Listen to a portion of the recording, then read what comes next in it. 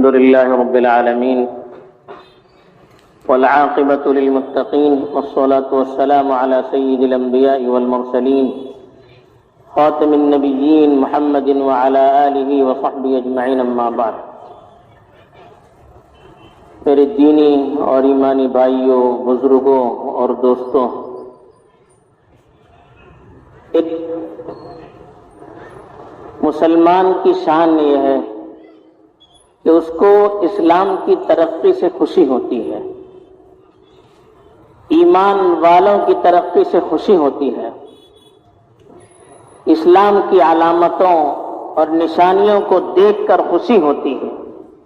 اس کے مقابلے میں کفر، شرک، اس سے اس کو نفرت ہوتی ہے. کفر اور شرک کی علامتوں سے اس کو نفرت ہوتی ہے. کفر اور شرک کے غلبے سے اس کو تکلیف اور پریشانی ہوتی ہے. اور یہ ہونا بھی چاہیے، اس لیے کہ ایک مومن دل و جان سے اپنے نبی حضرت محمد مصطفیٰ صلی اللہ علیہ وسلم کے طریقے کو اختیار کرتا ہے اور زندگی کے ہر مرحلے میں ان کو اپنے لیے ماڈل اور نمونہ بنا کر ان کے مطابق چلنے کی کوشش کرتا ہے. جیسے نماز ہم پڑھتے ہیں تو نماز میں ہم اس طریقے پر نماز پڑھنا چاہتے ہیں جس طریقے کے مطابق ہمارے اور آپ کے آقا حضرت محمد مصطفیٰ صلی اللہ علیہ وسلم نے نماز پڑھی تھی. ایک ایک سنت اور ایک ایک ادب کو اختیار کرنے کی کوشش کرتے ہیں اور چاہتے ہیں کہ ہماری نماز 100% اللہ کے رسول صلی اللہ علیہ وسلم کی نماز کے مطابق ہو.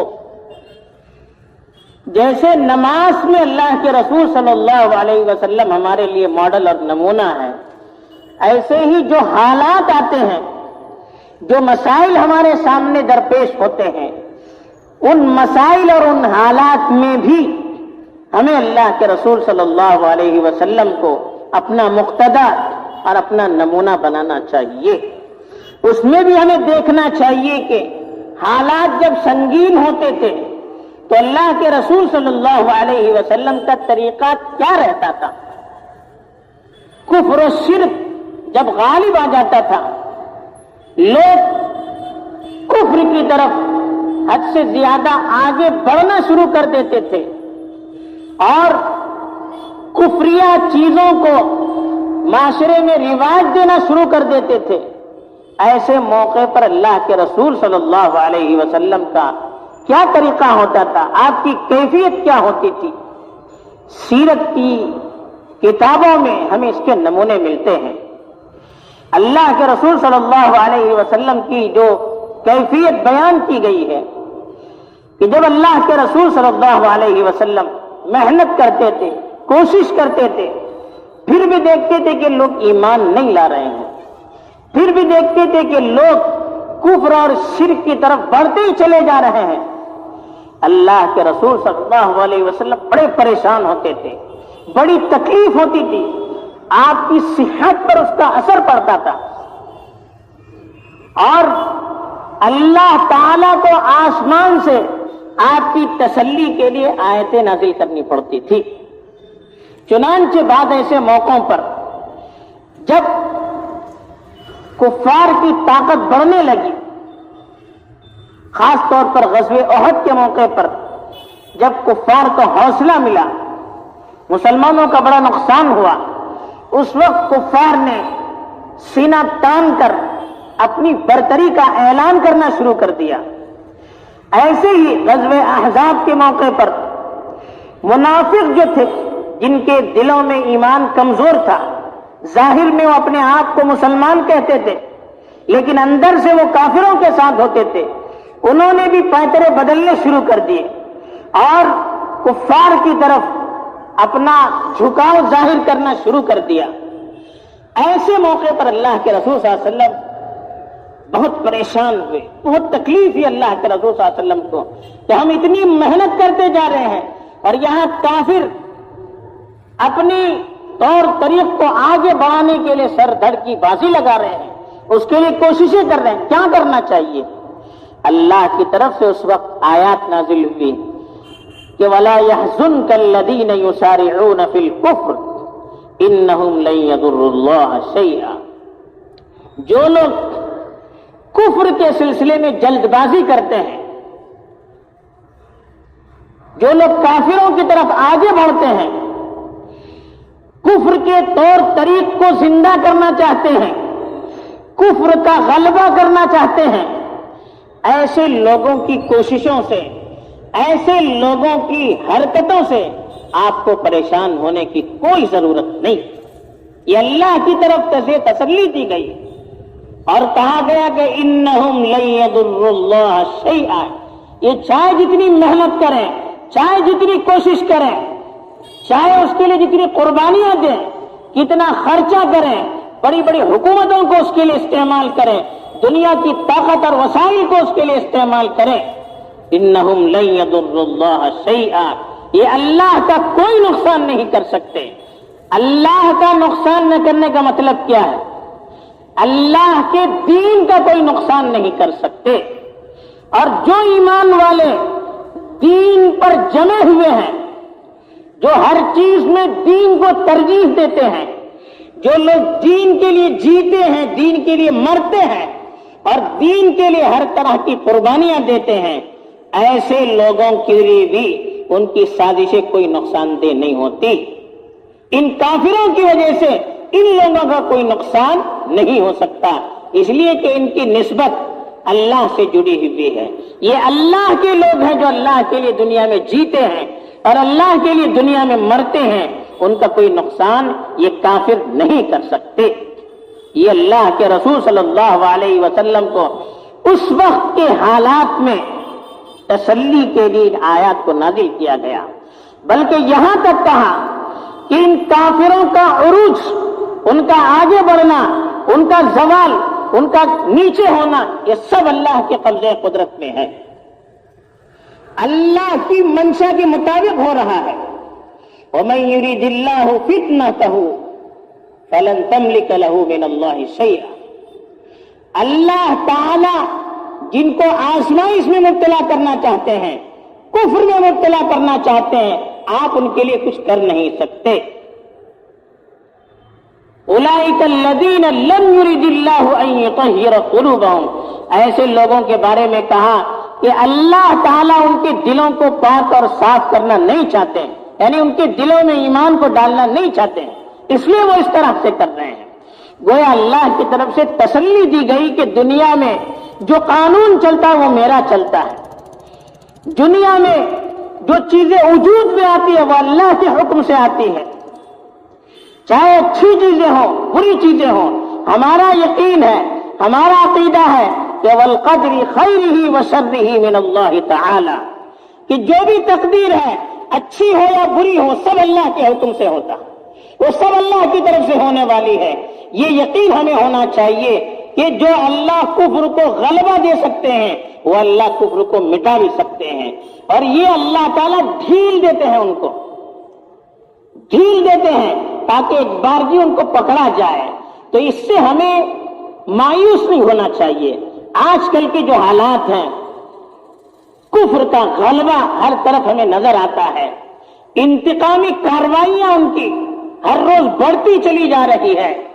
مسلمانوں کو تعلیمی میدان میں، معاشی میدان میں، سیاسی میدان میں اور ہر طرح کے کاموں سے دور کرنے کے لیے ان کا بائیکاٹ کیا جا رہا ہے، ان کو الگ کیا جا رہا ہے، الگ تلگ کر کے ان کو دبانے کی کوشش کی جا رہی ہے. اس سے بھی مسلمان بے چین ہیں، پریشان ہیں کہ کیا ہوگا.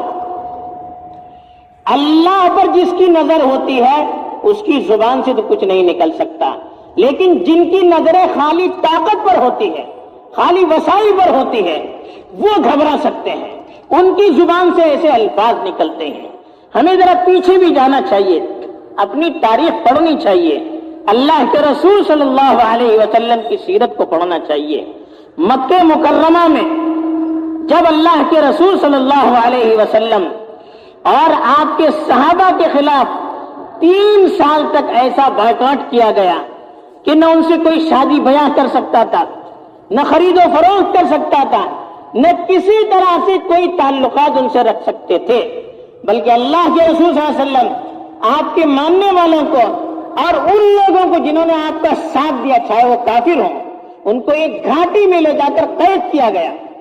3 سال تک مکے والوں کا بلکہ دنیا والوں کا ان سے کوئی تعلق نہیں رہا۔ بچے تک بھوک سے بلک بلک کر روتے تھے، کھانے پینے کے لیے کچھ نہیں تھا، چمڑیاں بھون کے کھاتے تھے، پتے کھاتے تھے۔ یہ حالات ہمارے اور آپ کے آقا حضرت محمد مصطفیٰ صلی اللہ علیہ وسلم پر آ چکے ہیں۔ ان حالات سے بھی مسلمان گھبرائے نہیں، جھکنے کے لیے تیار نہیں ہوئے، اپنے مذہب سے 1 انچ کے لیے بھی پیچھے ہٹنے کے لیے تیار نہیں ہوئے، کسی طرح سے کمپرومائز کرنے کے لیے، سمجھوتا کرنے کے لیے تیار نہیں ہوئے، بلکہ اپنے دین پر ڈٹے رہے، اپنے مشن پر ڈٹے رہے، اپنی دعوت پر ڈٹے رہے۔ نتیجہ یہ نکلا کہ کچھ ہی سالوں کے اندر اسلام کا غلبہ ہو گیا۔ یہ اللہ کی سنت ہے، یہ اللہ کا قانون ہے کہ کفر ہمیشہ رہنے کے لیے نہیں آتا ہے، ایک مدت ہوتی ہے اللہ کی طرف سے۔ ہم یہ چاہتے ہیں کہ اپنی مرضی کے مطابق اللہ کا عذاب لیں، ایسا ہوتا نہیں ہے۔ ہمیں اللہ پر بھروسہ کرنا چاہیے، وہ جس وقت پر جو چیز لاتا ہے اس پر ہمیں بھروسہ کرنا چاہیے۔ وقتی جوش، وقتی جذبے میں ایسا کوئی کام نہ کرنا چاہیے کہ جس کے اثرات دیر پا ہو جائیں، جس کی وجہ سے بجائے فائدے کے ہمارے لیے نقصان ہو۔ اللہ کے رسول صلی اللہ علیہ وسلم کو ایسے ماحول میں بھی کہا گیا جب انتہائی تکلیف دی جا رہی تھی، کہا فاصبر کما صبر اولو العزم من الرسل ولا تستعجل لهم، کہا کہ تم ایسے جمے رہو، ایسے برداشت کرتے رہو جس طرح سے اولو العزم پیغمبروں نے، بڑے پیغمبروں نے برداشت کیا، تکلیفوں کو جھیلا، مصیبتوں کو برداشت کیا اور دین پر ڈٹے رہے، ایسے ہی آپ بھی ان کی تکلیفوں کو برداشت کیجئے لیکن اپنے دین پر ڈٹے رہیے۔ صبر کا یہ مطلب نہیں ہے کہ سامنے والے کے سامنے جھک جائیں، صبر کا یہ مطلب نہیں ہے کہ ہم ان کے ڈر سے اپنے دین پر، ایمان پر عمل کرنا چھوڑ دیں، شریعت پر عمل کرنا چھوڑ دیں، نہیں، یہ صبر نہیں ہے، یہ بزدلی ہے، یہ شکست خوردگی ہے، یہ سامنے سپر ہونا ہے، جھکنا ہے۔ اس کے لیے اسلام نہیں آیا ہے، اسلام بلند ہونے کے لیے آیا ہے۔ حالات اس سے بھی سخت آ سکتے ہیں، لیکن اگر ہم اپنے مذہب پر جبے رہیں گے، ڈٹے رہیں گے، 1 منٹ کے لیے بھی اپنی دینی چیزوں سے، دینی شعائر سے پیچھے ہٹنے کے لیے تیار نہ ہوں گے تو دشمن جھک جائے گا، دشمن کو جھکنا ہی ہے۔ ان الباطل کان زہوقا، باطل کو تو ختم ہونا ہے، باطل کو تو دبنا ہے۔ باطل ہمیشہ رہنے کے لیے آیا نہیں ہے، لیکن جب حق دبے گا تب باطل کا غلبہ ہوگا۔ تو یہ اللہ کے رسول سے کہا فاصبر کما صبر اولو العزم من الرسل، جیسے بڑے بڑے پیغمبر برداشت کرتے رہے، جیسے بڑے بڑے پیغمبر ڈٹے رہے، ویسے آپ بھی برداشت کرتے رہیے، آپ بھی اپنے دین پر ڈٹے رہیے، اپنے مشن پر ڈٹے رہیے۔ ولا تستعجل لهم، ان کے بارے میں جلد بازی سے کام نہ لیجیے، عذاب لانے میں جلد بازی نہ کیجیے، انتقام لینے میں جلد بازی نہ کیجیے۔ یہ قرآن کی تعلیم ہے۔ بلکہ یہاں تک کہا گیا فاصبر علی ما یقولون، وہ جو آپ کے خلاف پروپیگنڈا کرتے ہیں، وہ جو آپ کو بدنام کرتے ہیں، وہ آپ کے خلاف سازشیں کرتے ہیں، آپ صبر کیجیے، آپ برداشت کیجیے، ان کی وجہ سے بددل نہ ہو جائیے، ان کی وجہ سے دین کو چھوڑنے کے لیے تیار نہ ہو جائیے، ان کی وجہ سے دین کے کسی رکن سے بھی پیچھے ہٹنے کے لیے تیار نہ ہو جائیے، بلکہ وَاهْجُرْهُمْ هَجْرًا جَمِيلًا، اچھے طریقے پر ان سے دوری اختیار کیجیے۔ اب اچھے طریقے پر دوری اختیار کرنے کا مطلب کیا ہے؟ مطلب یہ کہ گالی کا جواب گالی سے نہیں دینا، جھوٹ کا جواب جھوٹ سے نہیں دینا، مکر و فریب کا جواب مکر و فریب سے نہیں دینا، بلکہ ہم اپنے دین پر عمل کرتے رہیں، ان کے ساتھ اچھائی سے پیش آئیں، محبت سے پیش آئیں، اور ان سے جتنا ہو سکتا ہے دور رہیں، اور اپنے آپ کو دینی اعتبار سے، عملی اعتبار سے، اخلاقی اعتبار سے پختہ بنانے کی کوشش کریں۔ یہ پیغام اللہ کے نبی کو دیا گیا تھا، یہ پیغام آج بھی ہمارے لیے ہے۔ ہمیں اللہ کے رسول کی سنت کو دیکھنا چاہیے، ہمیں اپنے بڑوں پر اعتماد کرنا چاہیے۔ آج باقاعدہ اس کے لیے کوششیں ہو رہی ہے کہ ہمارے جو علماء ہیں، ہمارے جو قائدین ہیں، جو ہمارے بارے میں، ہمارے دین کے بارے میں ہم سے زیادہ سوچتے ہیں، فکر کرتے ہیں، غور کرتے ہیں، ان کے بارے میں ہمیں بدگمان کیا جا رہا ہے، ان سے ہمیں دور کرنے کی کوشش کی جا رہی ہے، ان سے ہمیں کاٹنے کی کوشش کی جا رہی ہے، ان کے خلاف ہمیں لڑنے بھیڑنے کے لیے ابھارا جا رہا ہے، کہا جا رہا ہے کہ تمہارے علماء کیا کرتے ہیں، تمہارے قائدین کیا کرتے ہیں، فلاں لوگ کیا کرتے ہیں، فلاں ادارے والے کیا کرتے ہیں۔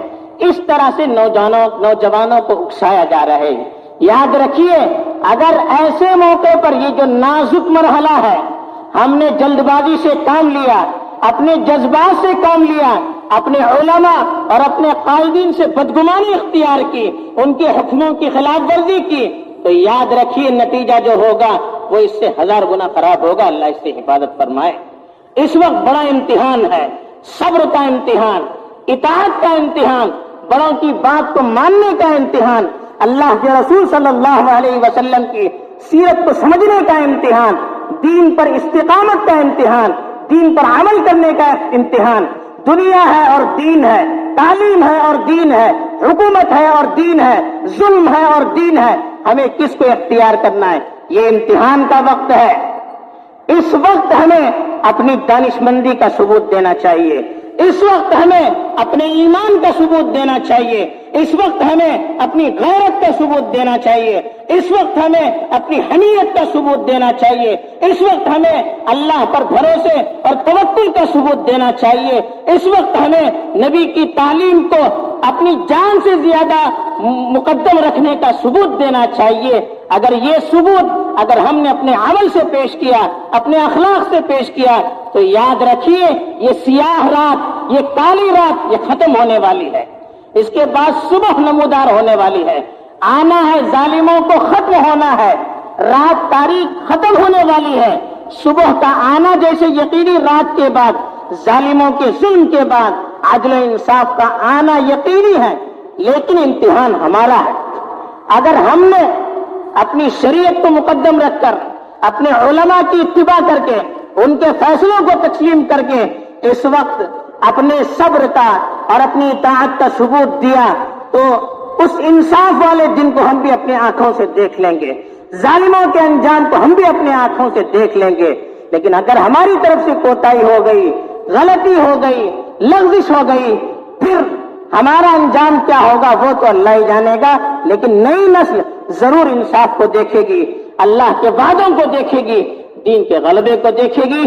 اللہ تعالی ہمیں صحیح سمجھ عطا فرمائے، دین پر یقین عطا فرمائے، نبی کی اطاعت اور اپنے بڑوں کی اطاعت میں رہنے کی توفیق دے، اور دین کے غلبے کو، اسلام کے غلبے کو اپنی آنکھوں سے دیکھنے والے ہمیں بنائے۔ آمین وآخر دعوانا ان الحمد للہ رب العالمین۔